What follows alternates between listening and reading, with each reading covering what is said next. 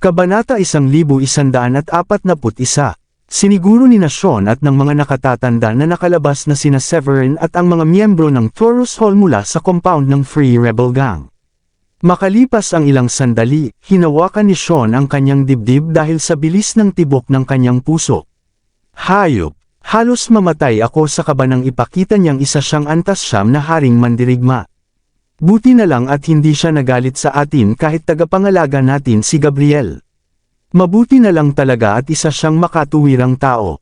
Nakaramdam din ng ginhawa si Herbert. Oo, buti na lang at makatuwiran siya. Samantala, pauwi na sina Severin at ang iba pa. Dahil maaga pa, napagpasyahan niyang mamili muna. Habang naglalakad, naisip niya ang mga nangyari kanina at napangiti siya. Gusto talaga nila akong patayin at pagputol-putulin sa simula, pero ngayon, mas pinili pa nilang huwag kunin ang pera. Napangiti si Yuka. Alam mong malakas ka, hindi nila tatanggapin ang pera dahil ayaw nilang pahirapan mo sila. Nagpatuloy siya matapos huminga ng malalim. Ang sarap pala ng pakiramdam kapag malakas ka. Madali mong nare-resolba ang mga problema kapag mataas ang antas mo. Ngumiti si Severin. Bibigyan kita ng 2 araw para ayusin lahat ng mga gawain dito. Pagkatapos nyun, lilipat ka na sa Southlink City. Mananatili muna kami ni Sheila ng mas matagal dahil gusto naming maglibot-libot. Gamitin mo rin ang oras para mag-ensayo pa matapos mong inumin ang alchemical pill na ibinigay ko sa iyo para tumaas ang antas mo. Tumango si Yuka. Oo, balak ko ring gawin iyon mamayang gabi. Inatasan ko na ang dakilang matanda at pangalawang matanda sa mga gawain. Pagkatapos mag-isip sandali, sinabi niya, pababalikin ko na lang muna sila. Dahil libre na ako ngayon, pwede kitang ipasyal dito. Masayang sabi ni Sheila, ayos yan. Hindi pa kami pamilyar sa lungsod na ito. Mas maganda kung ikaw ang magpapasyal sa amin. Ngumiti si Yuka ng masaya, tumingin saglit kay Severin, at bahagyang kinagat ang labi. Sa maikling panahon, 2 beses na siyang iniligtas ni Severin, at pakiramdam niya ay baka nahulog na ang loob niya rito. Marami na siyang nakilalang lalaki sa buhay niya, pero wala ni isa sa kanila ang nagbigay sa kanya ng tiwala para umibig. Habang mas marami siyang nakikilala, mas naiintindihan niya na karamihan sa mga lalaking iyon ay katawan lang niya ang habol, hindi siya bilang tao. Iba si Severin, hindi siya tinitingnan nito ng may pagnanasa. Iniiwasan pa nga nitong mapalapit sa kanya o tumitig sa ilang bahagi ng kanyang katawan. Naglibot silang tatlo sa iba't ibang lugar at talagang nag-enjoy. Ngunit hindi nila alam na nakita sila ng mga bodyguard ng Orto County Mansion. Palihim pa nilang kinuhanan ng larawan si Severin at ipinadala kina Owen at Sammy. Napangisi si Sammy habang tinitingnan ng mga larawan. Darating bukas ng umaga ang tatay ko. Walang kaalam-alam ang lalaking iyon sa mangyayari sa kanya. Tignan mo, at nag-e-enjoy pa siya ngayon. Tumawa si Owen. Sinumang lalaki naman ay magiging masaya sa sitwasyon niya. 2 magagandang babae pa ang kasama niya. Biglang sumimangot si Sammy at napasinghal. Mas mabuti pa nga siyang mag-enjoy habang kaya pa niya. Bukas mamamatay siya. Hoy, gumising ka ng maaga bukas at sunduin mo ang tatay ko sa paliparan. Tumango si Owen. Huwag kang mag-alala, naitakda ko na ang alarma ko. Hindi tayo mahuhuli. Isasama ko rin ang mas maraming gwardya. Lumipas ang oras at oras na para matulog. Pagkatapos ng isang abalang araw, natulog ng mahimbing sina Severin at Sheila. Si Yuka naman ay nakahiga mag-isa sa kama habang inaalala ang mga nangyari nitong 2 araw. Isang matamis na ngiti ang lumitaw sa kanyang mukha. Diyos ko, ang aming pinuno ay napakagaling. Hindi ko ma-imagine kung gaano kasarap ang pakiramdam kung magiging babae niya ako. Sa huli, nakatulog siyang labis ang hiya, ngunit may masayang ngiti sa kanyang mukha. Kinabukasan, pumunta sina Sammy, Owen, at Terence sa paliparan upang salubungin si Stuart. Labis ang tuwa ni Stuart nang makita ang kanyang anak. Sammy, kumusta ka na? Mabuti na ba ang pakiramdam mo? Kumikilos si Sammy na parang bata. Dad, hinding-hindi magiging maganda ang mood ko hanggat buhay pa ang lalaking iyon. Pero masaya ako dahil nandito pa rin siya sa lungsod na ito. Kumaway si Stuart at nagsabing, huwag kang mag-alala. Dinala ko ang 3 level 9 Warrior Kings at 8 level 8 Warrior Kings. At nandito rin ako. Naniniwala akong sapat na iyon para mapatay siya. Isang kalbong lalaki ang humaplo sa ulo niya at nagsabi, Miss Sammy, huwag kang mag-alala. Hindi namin siya palalampasan. Mamamatay siya ngayon. Napangiti si Sammy. Salamat. Hanapin na natin siya ngayon at maghiganti ako. Pwede tayong magdiwang mamaya. Lumapit si Terence at ngumiti kay Steward. Mr. Steward, nagpareserba na ako ng hotel na exclusive para sa atin, bilang pagsalubong sa inyo at sa mga kasama ninyo. Nasiyahan si Steward sa ayos, ngunit hindi niya ito ipinakita. Salamat, napakabait mo. Tara na, nasaan ang lalaking iyon? Pagkatapos, dumiretso sila sa Taurus Hall. Saglit lamang at nakarating na sila. Severin, Sheila, lumabas kayo ngayon din. Pagdating nila sa entrada, sumigaw ng malakas si Terence para marinig ng lahat. Natakot ang mga gwardya at nanghina ang kanilang mga tuhod. Sir, ipapaalam po namin agad. Nagkatinginan ang mga gwardya at mabilis na tumakbo papasok. Hindi nila alam na labis na nakaaway ni Severin ang Orto County Mansion kaya kinailangan pa nilang imbitahan si Steward upang tumulong sa paghihiganti. Hall Master, may masamang nangyari. Kinabahan ng mga gwardya habang hinahanap si Yuka.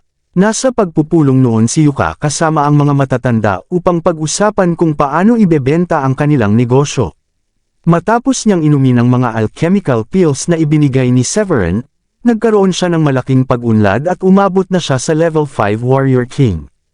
Maganda ang kanyang mood dahil mula level 3 ay tumaas siya sa level 5. Bakit kayo sumisigaw? Hindi niyo ba nakikitang may pagpupulong kami? Galit na sabi ni Yuka habang nakakunot ang noo. Isa sa mga gwardya ang nagsabing may takot, Hall Master, nasa labas po si Mr. Terence kasama ang maraming tao. Hinahanap nila sina Severin at Sheila. Sa tingin ko po, baka nasaktan nila ang mga ito. At nandito rin po si Steward Hatcher. May kasama siyang maraming sikat at malalakas na mandirigma. Ano? Sinabi ninyong sinaktan ng kataas-taasang pinuno si Ginoong Terence. At nandito rin si Steward Hatcher kasama ang maraming malalakas na mandirigma. Halos mahimatay ang dakilang nakatatanda. Nag-alinlangan siya kung tama ang narinig niya. Pinalo ng pangalawang nakatatanda ang kanyang sarili. Diyos ko, hindi ako nananaginip. Akala ko panaginip lang ito. Ano ang gagawin natin? Nanginginig ang pangatlong nakatatanda. Tapos na tayo. Tatapusin nila ang Taurus Hall din ba? Kailan ba nila pastangan ng kataas-taasang pinuno ang napakaraming makapangyarihang tao? Bagaman nagulat din si Yuka, bilang leader ng bulwagan, alam niyang hindi oras para magpanik. Nag-isip sandali at sinabi niya, huwag magpanik. Kung hinahanap nila ang kataas-taasang pinuno, hanapin na natin siya.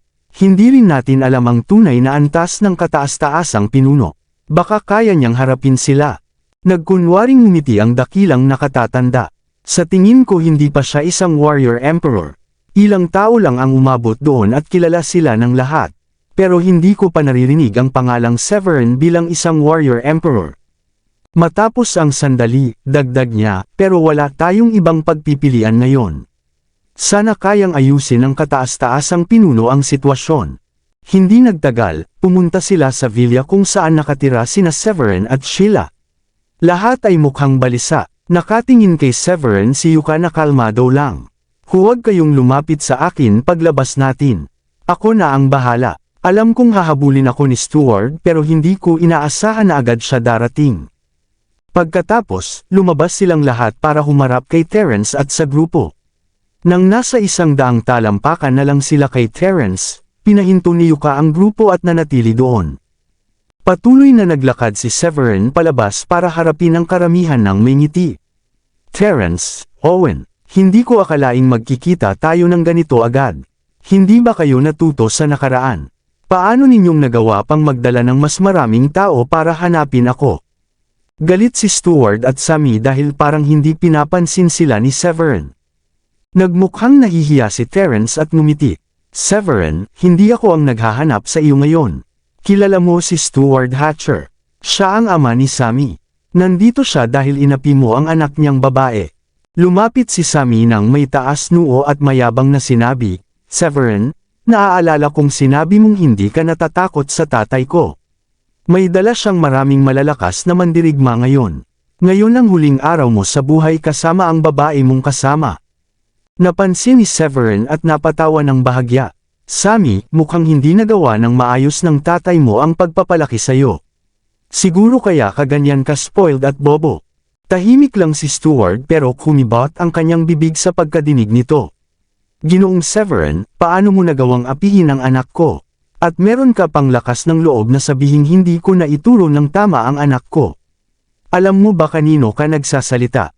Sumagot si Severin. Ginoong Stuart, alam kong isa kayo sa The Three Commanders. Malaki ang inyong naitulong sa bayan. Pero hindi ibig sabihin noon ay papayagan ninyo ang anak ninyo na gumawa ng anumang gusto niya. Hindi ba dapat niyong itanong kung bakit ko inaway ang anak ninyo? Kung tatanggapin ninyong lahat ng walang pagdinig sa kabilang panig, balang araw matututunan ninyo sa masakit na paraan. Napangisi si Stuart na may galit. Oh, talaga, tingnan natin kung mamamatay ka ba ngayong araw. Matapos makinig, umiling si Severin na may pagkadismaya. Akala ko makikinig ka kapag kinausap kita ng maayos at ipapapasensya mo sa anak mong humingi ng tawad sa akin.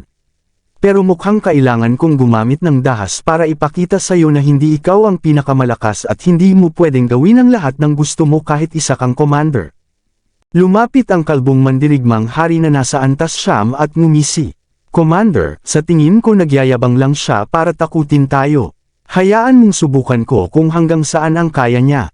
Ngumiti si Severin. Sigurado ka ba? Baka pagsisihan mo kapag napatay kita. Pagsisihan? Hindi ko nga alam ang ibig sabihin yan. At hindi ko rin iniisip na kaya mo akong patayin. Tugon ng kalbo habang tumalon sa ere at kumaway kay Severin. Huwag na nating madamay ang mga inosente rito, dito tayo maglaban sa taas. Oo ba? Tumalon din si Severin at biglang lumitaw sa harap nito. Patayin mo siya, Finton. Pero huwag mong hayaan na mamatay siya agad. Gusto kong makita siyang magdusa. Sigaw ni Sammy na may tuwang-tuwa sa mukha. Ngumiti si Finton. Binibini Sammy, sisikapin kong gawin iyon. Pero hindi ko alam kung gaano siya kalakas at baka hindi ko makontrol ang lakas ko at aksidenteng mapatay siya. Wala kang alam sa sinasabi mo, sagot ni Severin na may mapanuyang ngiti. Hindi siya natatakot kay Finton. Haha, tumawa ka lang habang kaya mo pa. Iwinasiwas ni Finton ang kamay at biglang lumitaw ang napakaraming lumilipad na espada mula sa kanyang espiritual na enerhiya. Halos umabot ito ng 100 at nakakatakot tingnan habang umiikot sa hangin. Ito ba ang atake ng isang mandirigmang hari na nasa antas siyam? Diyos ko, ang lakas ng telekinesis niya.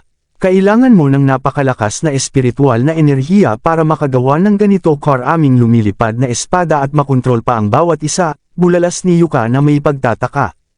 Nakakunot noo ang dakilang nakatatanda ng Taurus Hall at lumapit kay Yuka. Binibini Yuka, napakalakas ng atake niya. Hindi natin alam kung kaya iyon ng kataas-taasang pinuno. Kapag nabigo siya, tapos na rin tayo. Ngunit hindi natakot si Yuka at nanatiling kalmado. Buong buhay natin ay ginugol na natin sa pagsasanay, kaya dapat handa tayong mamatay anumang oras. Kung ang mga may mataas na kakayahan ay natatakot mamatay, hindi tayo uunlad sa ating pagkamit ng lakas.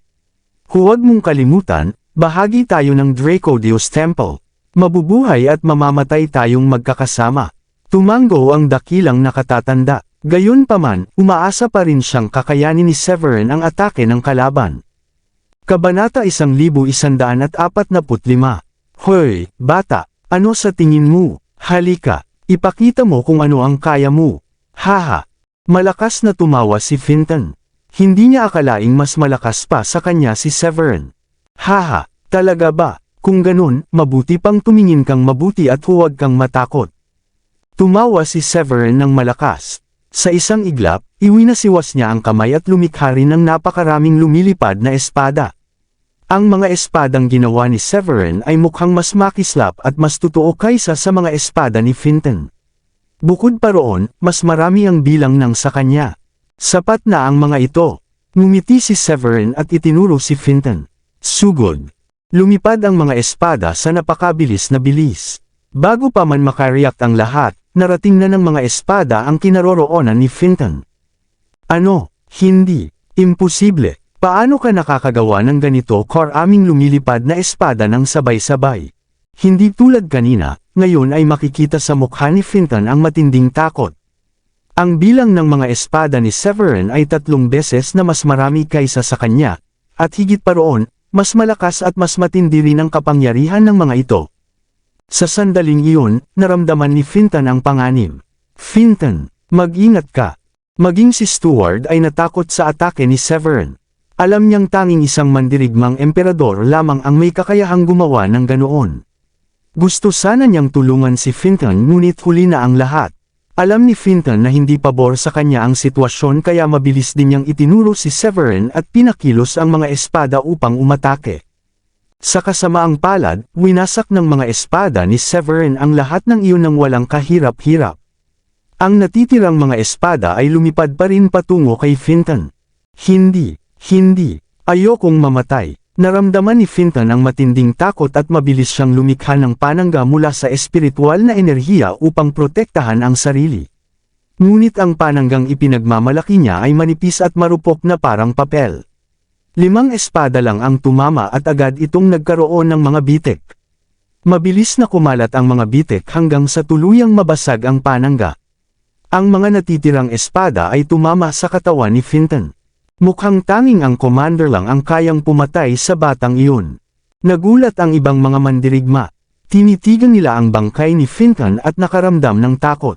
Lahat sila ay nagpasalamat na hindi sila ang unang nagyabang sa harap ni Sammy. Kung hindi, sila na rin sana ang nakahandusay na patay sa lupa ngayon. Walang gustong mamatay ng ganoon kadali matapos ang lahat ng hirap sa kanilang pagsasanay. Mukhang minamaliit ka namin. Ako na mismo ang lalaban sa'yo. Napangiwi si Stuart. Masakit sa kanya na makita ang isa sa kanyang pinakamalakas na mandirigma na namatay sa laban. Sa sandaling iyon, nagsimula siyang magtanong sa sarili kung bakit tumanggi ang 4 na dakilang Diyos ng digmaan na tumulong. Alam kaya nila na napakalakas ni Severin?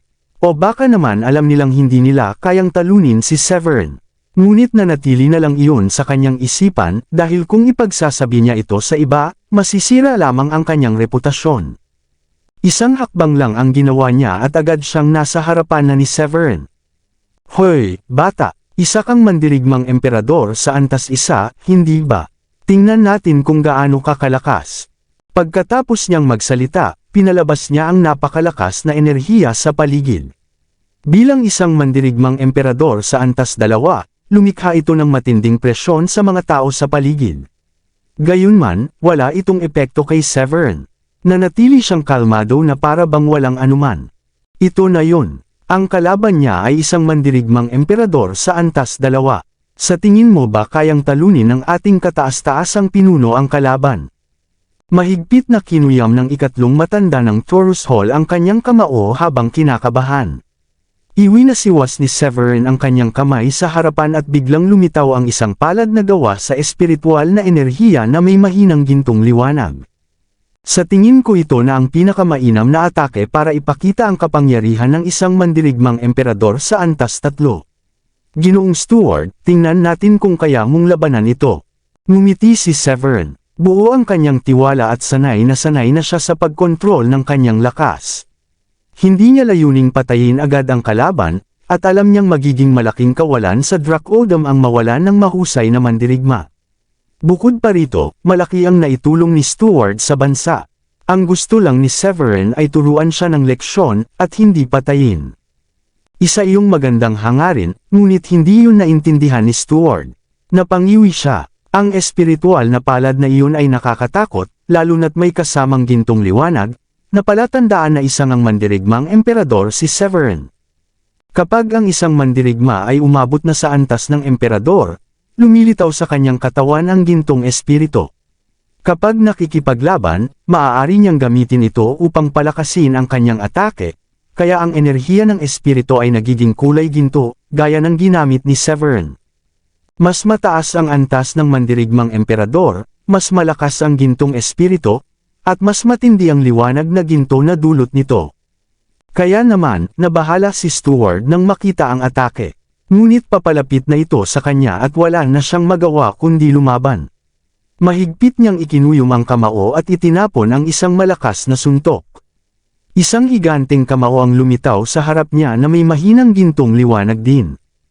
Ano? Isa ring mandirigmang emperador si Severin. Pero bakit hindi ko pa siya naririnig kailanman? Sa sandaling iyon, nagsimulang kabahan si Terence.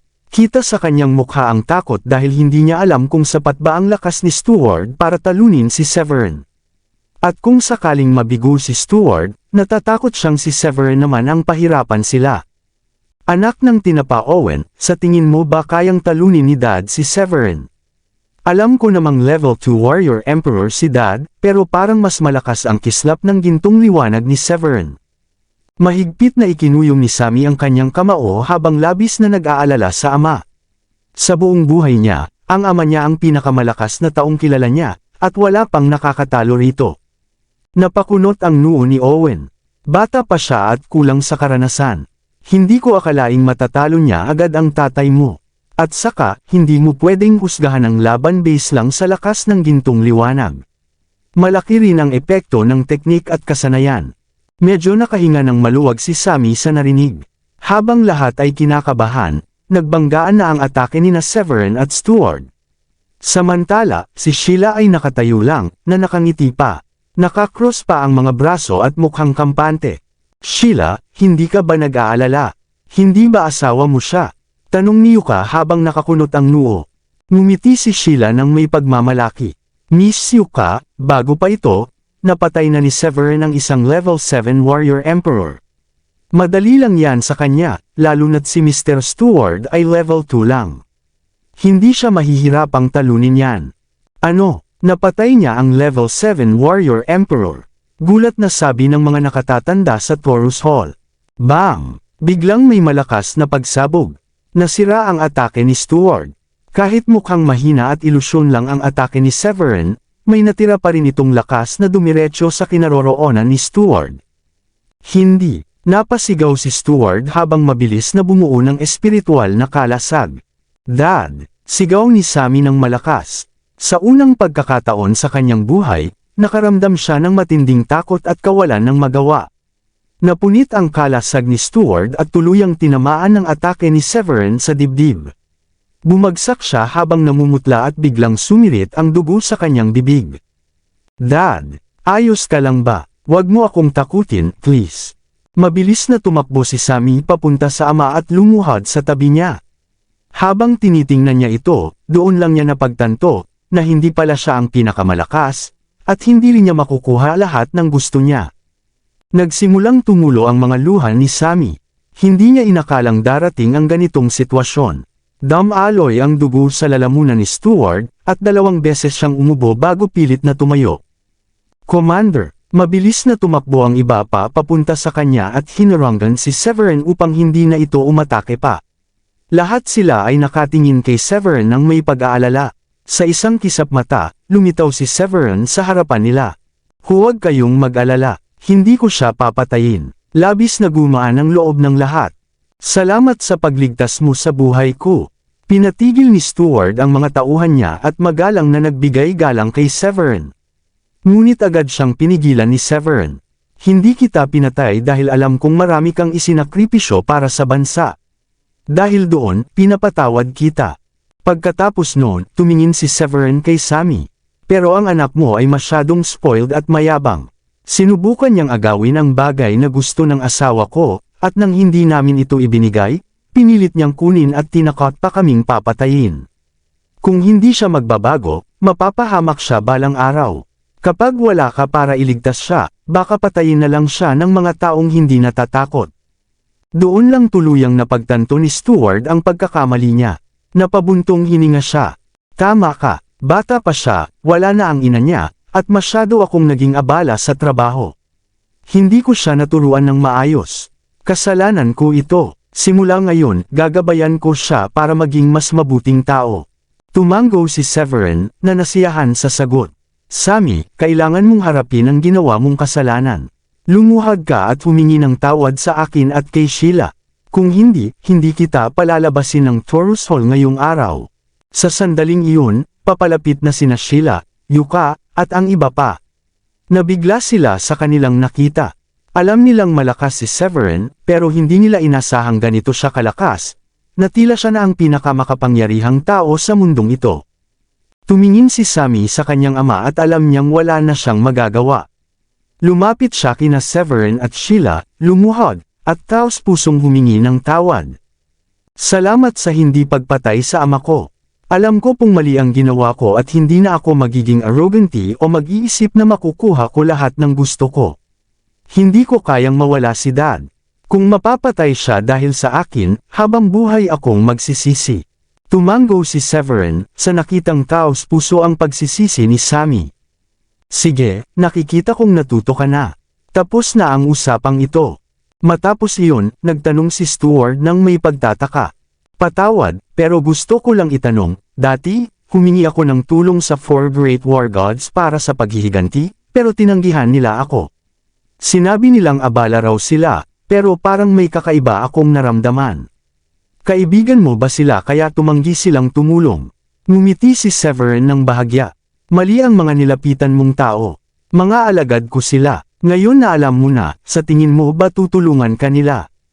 Ano, mga alagad mo sila? Napasinghap si Stuart sa gulat.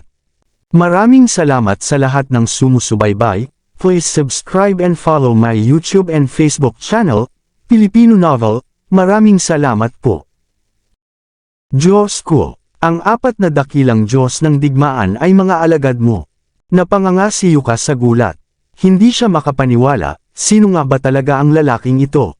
Maging ang mga matatandang nakatayo sa likod niya ay natulala rin. Iniisip kong tama ba ang narinig nila. Sa wakas, nakuha ko rin ang sagot. Matagal na akong nagtataka tungkol doon. Matapos ang ilang sandaling pagkagulat, tumawa ng malakas si Stuart. Kaya pala natatakot silang magalit ako sa iyo at kung ano-anong dahilan ang sinasabi nila para tanggihan ako. Sinabihan pa nila akong palipasin na lang ang lahat. Sayang, hindi ko sila pinakinggan. Hindi ko inakalang ang gobernador ng South County ay ganito kalakas. Pagkatapos mag-isip sandali, sinenyasan ni Terence ang anak niyang si Owen na humingi rin ng tawad kay Severin. Agad na lumuhad si Owen sa tabi ni Sheila. Patawad po, hindi ko rin dapat ginawa ang mga iyon. Tumango si Severin. Tumayo ka na. Kung hindi kita pinatay noon, hindi rin kita papatayin ngayon. Ngumiti siya at nagsalita ng kalmado.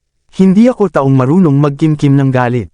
Pero dahil nagdala kayo ng napakaraming tao rito, kayo na ang bawalang linisin ang gulo at dalhin ang bangkay ng kasamahan niyo pag alis niyo. Maraming salamat sa pagpapatawad mo. Tumayo si Owen at huminga ng maluwag, nagpapasalamat na hindi siya pinarusahan ni Severin. Lumapit si Terence ng magalang. Paano kung maghapunan tayo mamayang gabi? Pwede tayong mag-inuman bilang tanda ng aming paghingi ng tawad. Umiling si Severin. Hindi na kailangan. Ang importante lang ay huwag niyo na akong habulin o guluhin pa. Siyempre, paalam na, sagot ni Terence na may pilit ng ngiti. Nagpaalam din sina Stuart at ang iba pa, sabay nilang dinala ang bangkay ng kasamahan nila habang umaalis. Supreme Leader, ang galing mo talaga. Oo, maging ang commander, hindi kanya kayang talunin. Hahaha, wala nang mang-aapi sa atin ngayon. Masiglang nagdiwang ang lahat ng miyembro ng Taurus Hall. Ang lakas mo talaga. Nang makaalis na sina Terence at ang kanyang grupo, nilapitan ni Yuka si Severin at tumingin sa kanya ng may paghanga, na parang idolo niya ito. Muli na namang pinahanga siya ni Severin at sa pagkakataong ito, lubos na niyang naunawaan kung bakit pinili ng matandang tagapagturo si Severin bilang bagong Supreme Leader nila. Haha, Supreme Leader, napakalaking sorpresa talaga nito. Hindi namin alam na ganito ka pala kalakas. Kabanata 1150. Malakas na tumawa ang Great Elder. Lahat ay tuwang-tuwa sa naging resulta ng mga pangyayari at sa ipinakitang lakas ng kanilang Supreme Leader. Ngumiti si Severin sa lahat. Mukhang nagkaroon na kayo ng malaking pag-unlad. Mukhang epektibo talaga ang mga alchemical pills. Magpatuloy lang kayo sa pagsasanay, at kapag nasanay na kayo sa inyong bagong lakas, bibigyan ko kayo ng mas marami pang alchemical pills. Mas marami pang alchemical pills. Pero napakamahal at bihira ng mga iyon. Sabi ng mga elder na halos hindi makapaniwala sa kabaitan ni Severin. Hindi ito ininda ni Severin. Kapag umabot na sa antas na level 9 Warrior King o Warrior Emperor ang inyong Hallmaster, isasama ko siya sa akin. Kaya bilang mga elder, kailangan ninyong palakasin pa ang inyong sarili. Iyon lamang ang paraan para mas lumakas ang Dracodeus Temple. Tandaan ninyo, kapag kayo ay lumalakas, nakikinabang din ang ating templo. Tama ka, Supreme Leader. Tuwang-tuwa ang Second Elder sa narinig. Dati, hindi man lang nila pinangarap na makahawak ng second-grade alchemical pills, pero si Severin ay kayang magbigay nito ng walang pag-aalinlangan. Tunay na malaking biyaya ito para sa kanila. Tumingin si Severin sa kanila at sinabi, kung kailangan ninyong ibenta ang lahat ng negosyo kahit sa mababang presyo, gawin ninyo na. Ayusin ninyo agad ang lahat dahil 2 o 3 araw na lang, aalis na kami ni Sheila. Opo, Supreme Leader. Aayusin namin agad. Sa oras na iyon, puno ng pag-asa ang bawat kasapi ng Taurus Hall. Naniniwala silang lalo pang lalakas at lalago ang kanilang grupo dahil kay Severin. Pagkatapos noon, bumalik si Severin sa villa kung saan siya nananatili kasama si Sheila. Pagdating niya sa villa, kinuha niya ang kanyang alchemy furnace at nagsimulang gumawa ulit ng mga alchemical pills. Sa pagkakataong ito, ginamit niya ang lahat ng first-grade at second-grade spiritual herbs upang makagawa ng mas marami at maipamigay sa pagbabalik niya sa South County. Matapos ang ilang beses na paggawa, nagpahinga siya. Samantala, nang makabalik si Steward sa County Mansion, agad siyang uminom ng hilang alchemical pill. Medyo gumanda na ang kulay ng kanyang mukha. Dad, ayos ka lang ba? Maayos pa ba ang pakiramdam mo? Tanong ni Sammy na nag-aalala pa rin. Ngumiti si Steward. Huwag kang mag-alala. Ayos lang ako. Hindi niya talaga ako balak patayin. Ramdam kong hindi niya ginamit ang lahat ng lakas niya. Hindi ko alam kung gaano na siya kalakas, pero alam kong kaya niya akong patayin kung gusto niya. Pero hindi niya ginawa, kaya nandito pa rin ako ngayon nakausap ka. Dad, alam ko na kung gaano kalaki ang pagkakamali ko. Hindi na ako magiging hangal at mayabang muli. Yumuko si Sammy habang nagsasalita. Ngumiti si Steward. Masaya akong alam mong nagkamali ka. Kapag umulit ka pa, parurusahan na talaga kita. Alam kong kasalanan ko rin dahil nasanay kitang gamitin ang pangalan ko para mang-api ng iba. Kaya tandaan mo ito simula ngayon, hindi ako walang hanggan. Tatanda at mamamatay din ako balang araw. Kailangan mong magsanay ng mabuti. Hindi kita kayang protektahan habang buhay. Tumango si Sammy. Dad, naiintindihan ko na ngayon. Mag-eensayo akong mabuti mula ngayon. Tumango si Steward. Ginamit ko na ang mga koneksyon ko para makakuha ka ng pwesto sa isang sekta. Ang kailangan mo lang gawin ay pumunta roon dala ang rekomendasyon. Sammy, hindi na ako makakasama sa iyo kapag sumali ka na. Kailangan mong manatiling mababa ang loob at iwasang magdulot ng gulo. Naiintindihan mo ba? Kapag hindi mo binago ang ugali mo, ikaw din ang mapapahamak. Napangiwi si Sammy at malungkot na tumango. Pero ibig sabihin nito, hindi na tayo madalas magkikita. Ngumiti si Steward at hinaplos ang ulo ni Sammy. Hangal ka talaga. Ipagmamalaki kita kapag naging malakas ka balang araw. Tinitigan ni Steward si Sammy ng may pagmamahal at ngiti sa labi habang hinahaplos ang kanyang ulo.